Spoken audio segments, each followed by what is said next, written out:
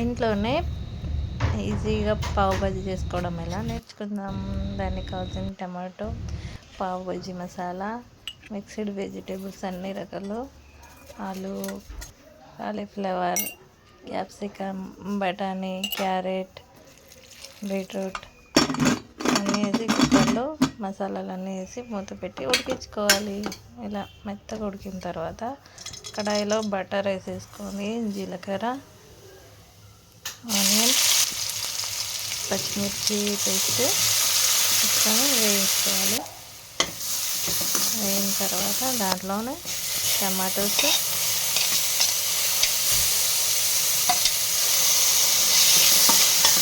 కలుపుకొని కొత్తిమీర వేసుకొని అల్లం వెల్లిపాయ పేస్ట్ వేసుకోవాలి. పసుపు, ధనియాల పొడి, రెడ్ చిల్లీ, పావు భాజీ మసాలా వేసుకొని బాగా కలుపుకోవాలి. టమాటో మ్యాష్ చేసుకోవాలి. ఇప్పుడు ఉడికించిన మిక్స్డ్ వెజిటేబుల్స్ అన్నీ దాంట్లో వేసుకొని ఇలా మొత్తం మంచిగా మ్యాష్ చేసుకోవాలి.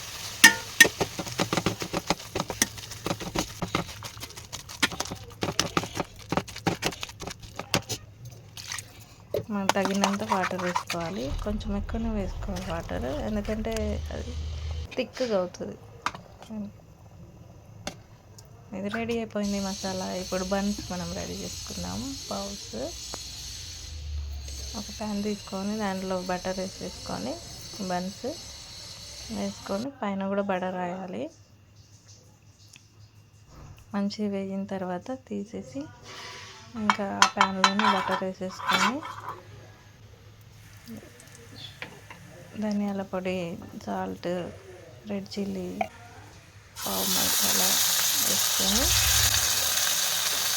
కొంచెం కలుపుకొని దాంట్లో ఈ బన్స్ పెట్టుకొని కాసేపు వేయించుకోవాలి.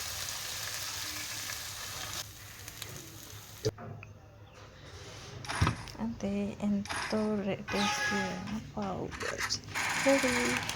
పావు మసాలా వేసుకొని దానిపైన మిక్చర్ వేసుకోవాలి.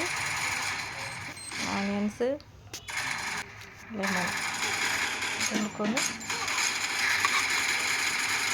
తినేయడమే.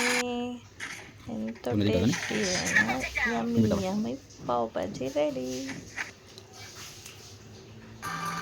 ఈజీగా తయారు చేసుకోవచ్చు. మీకు కనుక నచ్చితే subscribe and like, share. Thank you so much.